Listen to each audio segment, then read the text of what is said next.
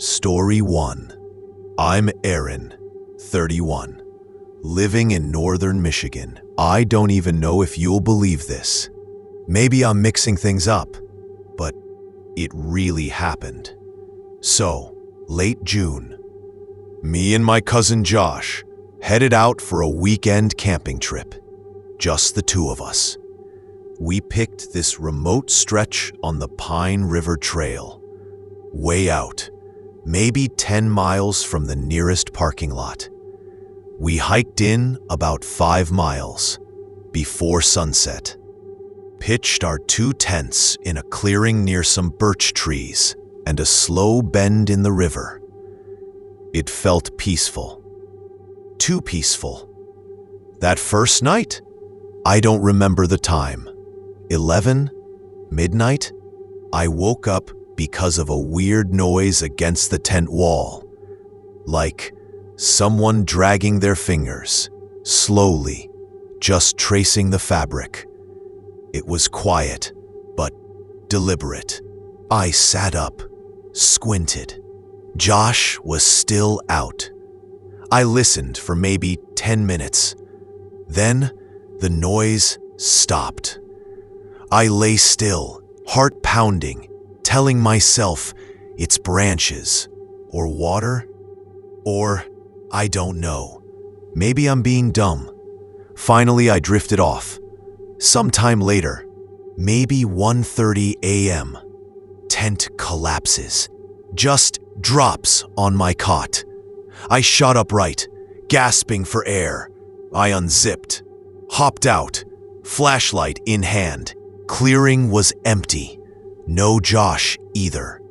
The little fire we left burning, stupid, but it felt safe, was cold. I stumbled over to his tent.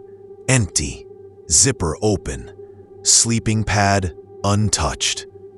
I called his name until my throat burned, but nothing. I remember stepping outside in bare feet, the damp grass cold. That's when I saw footprints. Around both tents, big boot-like prints, pointing inward in a circle. I remember thinking, they look like cowboy boots, but bigger. They circled the tents at least 3 times, just there, and then they trailed off into the dark forest. No return track. I froze, stomach flipping, flashlight wavering. I know this sounds weird, but it felt staged, like someone wanted us to know they were watching. But why? And how'd they disappear without a trace? I stumbled back to my tent, shaking. I texted Josh. Dude. Silence. Where are you? My phone was on battery saver. No service.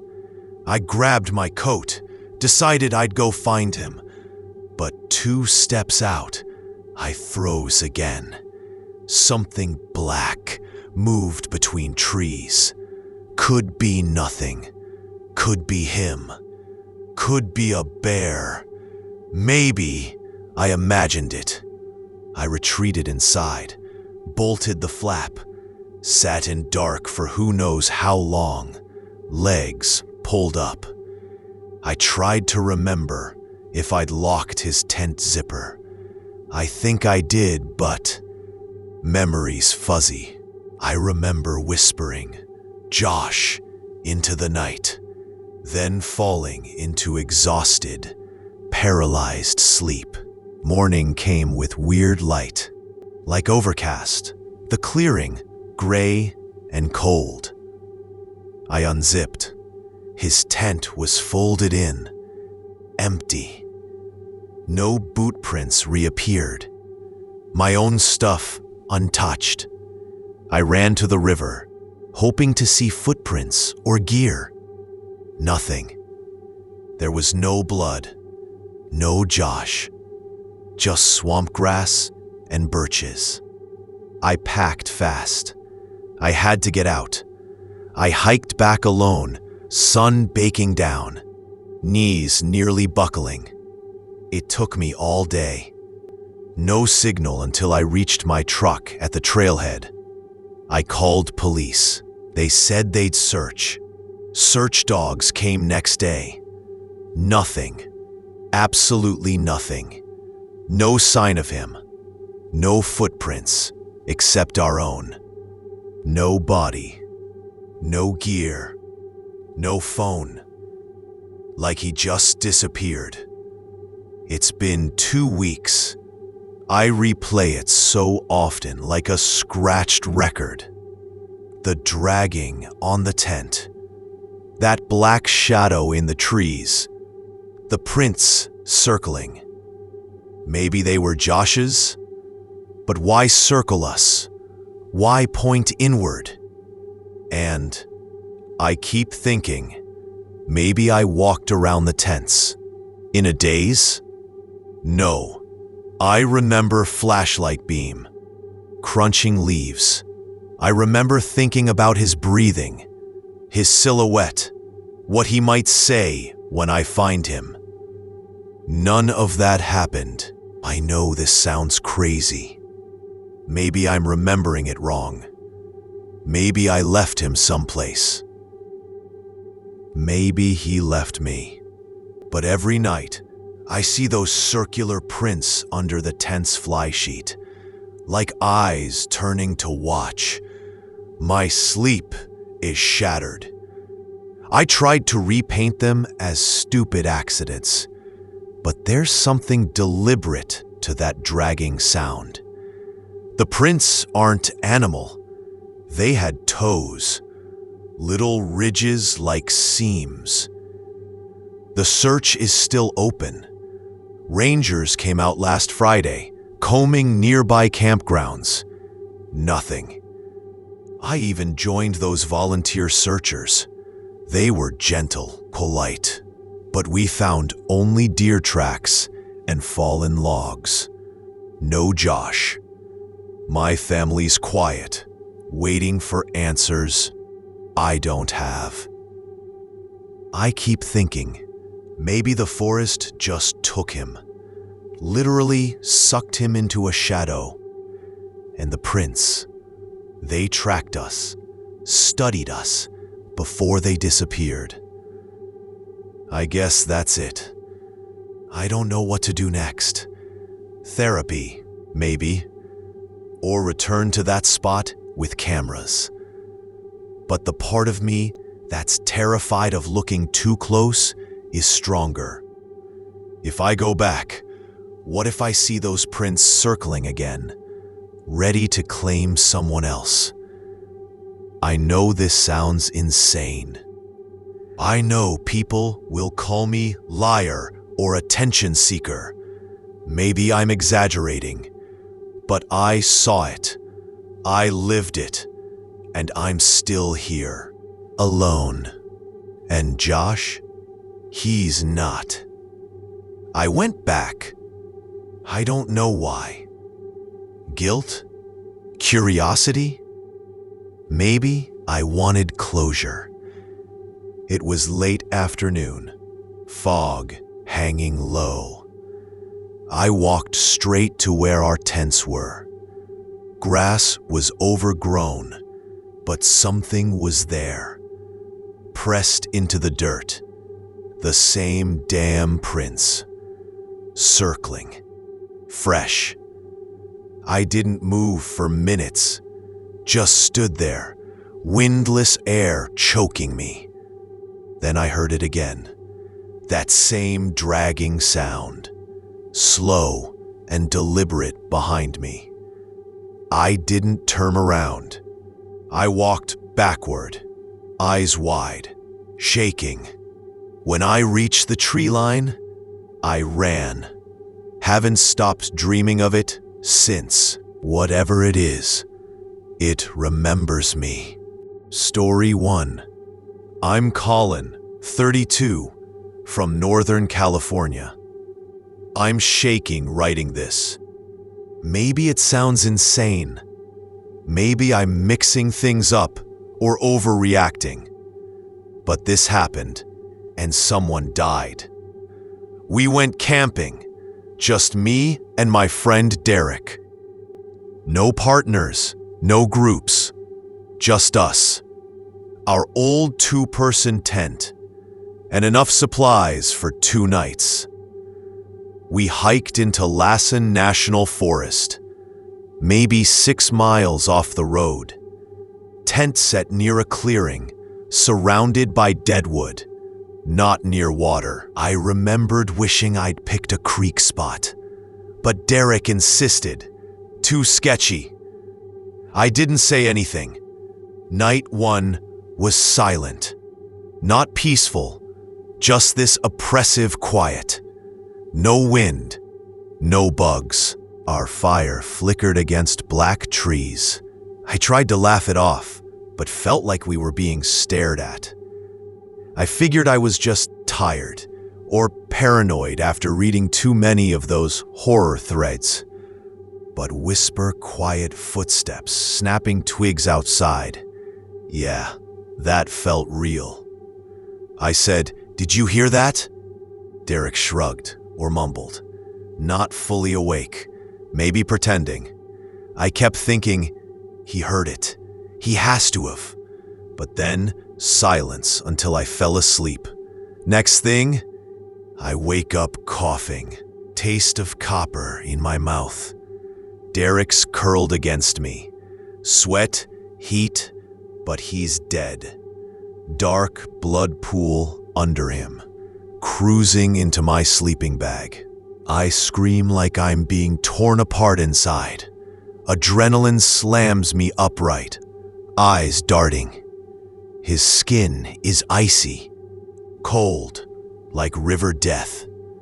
No obvious wound, but blood, so much blood.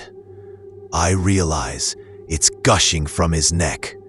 Thin line, hidden by collar. I check my hands, covered in soaked gore. My own blood? No, Derek's. I barely remember pulling him outside. Air hit me, freezing cold, compared to the tent. Same red-stained grass. I touched the cut at his throat. Clean, precise, like a blade slipped in and out quickly. Didn't cut bone, just skin and vein. I felt sick and terrified. I didn't sleep. I sat by the dying embers, shaking so bad I thought I'd pass out. Sun came up, tent silent. I touched Derek. He didn't move. I've never handled a dead body before. My hands were shaking so hard, I almost dropped his phone. I called 911, but there's no signal. I tried again later, all nothing. I tried flagging cars at the trailhead when I finally hiked back, leaving Derek. Didn't think twice. I remember thinking, maybe I'll get help, get him out, come back for closure. But then I got out of the trees and just kept going. Police found his body later near the tent. They called it undetermined. No suspects, no clue. It all just stops there. I wasn't a suspect because I'm alive, right? But they look at me like I know more, like I'm lying. They never asked about the snapping noises or me waking up dead next to him. They just wanted a story. I couldn't give them one. I went home. I couldn't shower, couldn't scrub the image of blood off my arms. I drank so much, I blacked out most of that week.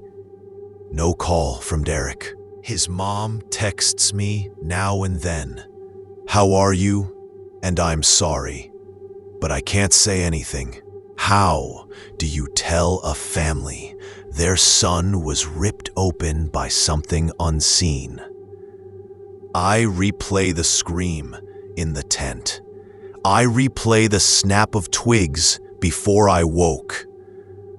I replay bending over him, watching the blood glisten in the emergency lantern, thinking, this is real. I'm covered in it. He's gone. It's been a month. I'm sleeping afternoons, never at night. I dream of forests snapping twigs. Once I jolted awake screaming. In the corners of my apartment, I swear I see dark shapes. I'm not sure if it's fear or guilt. Fear I'm next. Guilt I left him there. When I close my eyes, I still feel his blood under my nails. Some nights, I think maybe I did it, that I snapped, slit his throat, and blacked out. But that's insane. I remember doing the CPR, screaming, dialing for help. But am I remembering it wrong? Maybe I remember only parts. I can't trust myself. I keep thinking, what did this? A person? A weird accident? A deer? No, this cut wasn't deer. It was smooth, and we didn't hear deer growls. I keep hearing snap, snap from outside my room, like branches. Every time I move, I jump. Every time my skin itches, I freeze. My apartment's too quiet now, too calm. I can't go back. I won't go back. My tent, the clearing, it's out there, and I still hear Derek's voice in dreams. Colin, whispered under trees I can't find again. I can't walk the trail again. I can't go where the quiet lives.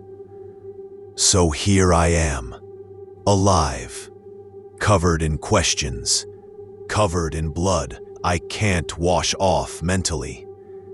People say time heals, but there's no time for Forrest wants forever. I can't stop counting snaps. I can't stop feeling him next to me, telling me it was my fault, that I didn't do enough, or did too much. I don't know anymore. That's it. Nothing fixed. No justice. Just this bleeding memory inside me. And whatever's still out there, snapping in the dark. Story 1. I'm Neil, 34, from northern Missouri. I've never told anyone this, and I don't even know why I'm doing it now. I feel like I'm unraveling, or maybe I already did. I just need to get it out. Me and my buddy Sam, went camping 2 weekends ago near the Mark Twain National Forest. Just us, one tent, stale marshmallow breath, 2 beers each, no cell service. Sam's idea. I was tired of my apartment. Thought some fresh air would help. We picked a flat, quiet spot near a small lake. Campfire at dusk. Jokes about bears. How we'd kill ourselves if we saw Bigfoot. Standard, but the first night sucked. It was too dark. Silence too thick.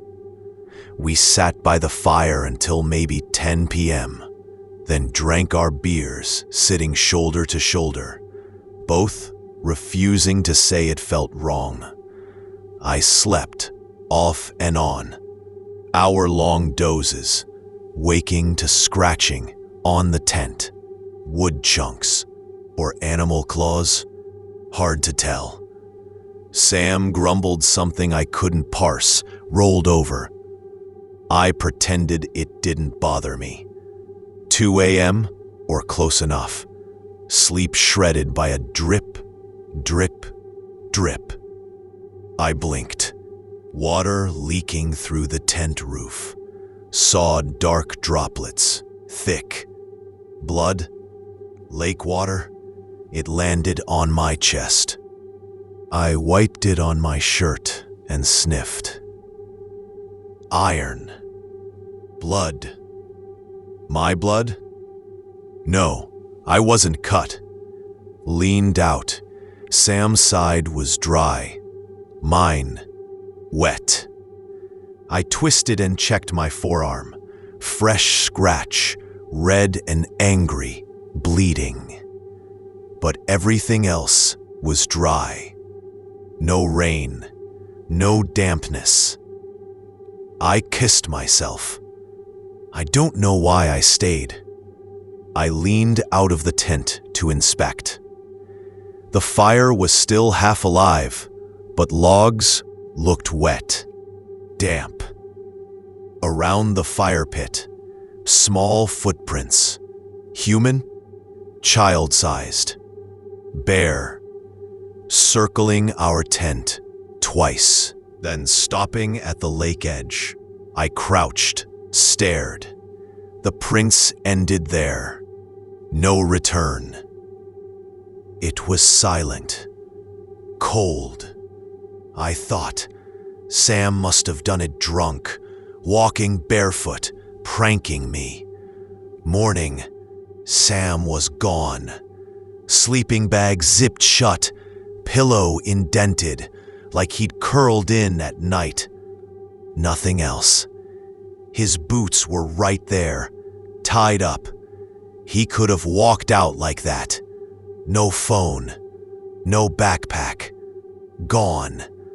I called out for an hour. No echo, no fish, no birds. Just that heavy quiet. I stumbled along the lakeside. My shirt stuck to my arm where blood had dried. Found them again. The little prints. Bare, perfect circles in the dirt. I traced them to the lake. Nothing but smooth, dry ground beyond. I shot back to camp. Set fire again, drank both my beers. Shook until I could see straight. I told myself Sam must have walked somewhere to piss or get water. No big, but that scratch still stung. My hand still shook. I wasn't convinced. I paced inside the tent, drilling myself. Did you cause it? Did you drop him? I kept hearing whispers under the breeze, soft, but clipped, like someone was speaking right outside. I unzipped and leaned out slowly. Nothing. Darkness, the snapped logs of a stick breaking underfoot. Impossible. Nothing there. I pulled my jacket tight, rubbed my wrist. That scratch wasn't deep, no big, but still, it wasn't there earlier. I remember not feeling it. I tried to calm my head. It was 7 a.m. I needed to pack. I needed to find signal. I took down the tent. Every rustle echoed. No birds, no insects, just my own heart. I walked the trail back toward the parking lot. Each time I thought I heard someone breathing behind me. Sharp inhale, then silence. I spun. Nothing. At the trailhead, still no signal. I waited until a woman with 2 dogs showed up. I flagged her, told her to call the rangers. She looked at my shirt, blood-stained, and her eyebrows shot up. She dialed. I stepped into her car to warm up. I was freezing and dizzy. Paramedics, sheriffs came. They searched the lake, found no footprints, no sign, no Sam, no camera, no blood, nothing. They took my statement, asked if we'd been drinking. I said yes. They left midday. No leads. Now I'm home. I can't sleep. Wake up at 3 a.m., drenched in sweat, feeling cold droplets land on me. I check my arms. Nothing. But I still hear scratching in the night. I still sense someone circling my bed. Or someone standing at the window. I poked the lake on a map online. It's small. Even if Sam fell in and drowned, there'd be evidence, right? No body after 5 days. That's wrong. A week later, I got a text from Sam's number. It said only, "I'm sorry." Nothing else. No timestamp, no reply. I called it. No answer. Signal dead. Blocked? I don't know. The sheriffs say it must be prank. Someone found his phone. But my blood, those prints? Maybe I drifted off, scratched my arm and hallucinated the rest. Sleep deprivation, weed, but alcohol. Maybe. But the scratch hurts. And every time I type Lakeside Prince Circle Tent into the search bar, nothing comes up. I'm the only one in the forest map. No webcams, no hunters, no hikers. No one was there except the woman at the trailhead. Her dogs didn't bark. They stayed chill. Even they didn't bite. I keep replaying draining the water from the footprints, like someone studied us, like they staged it, and they got Sam. Took him, left me the evidence that I'd seen, and maybe something to blame. I can't go back there. Not at night. Not ever. I can barely go outside. My doorstep feels like a campsite now, waiting for someone's prints. The air tastes stale. I leave the porch light on all night. I know how it sounds.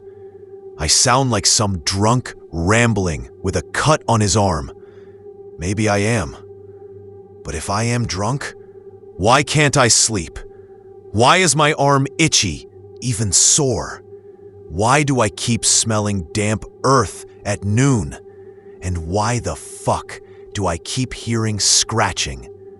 Always scratching. From inside my apartment walls. I don't want help. I don't want people telling me I hallucinate. I want to know if Sam's okay. Or if something's walking around in the forest. In my dreams. Copying prints. Leaving red drops. Whispering, sorry. I don't have answers. I don't get closure. I deleted his number. I blocked his phone. But I haven't deleted the text. I can't. Because if that message is still there, it means he's out there. Somewhere. Maybe even sending that text. I'm trying to live like before, but I can't. Every splash in the sink sounds like drops of blood. Every creaking floorboard is a footstep. And I still feel cold water on my tent floor at 2 a.m. I still see my blood leaking. And Sam, gone. I don't know what happened out there. I don't know if I killed him, or someone did, or something. But that little circle of prints, that blood drizzle, that I'm sorry, they haunt me. And yeah, maybe I'm remembering it wrong. Maybe it was rain. Maybe the phone text was glitch. Maybe I'm losing it. But if there's a shred of truth left, I don't think I'll ever escape those woods.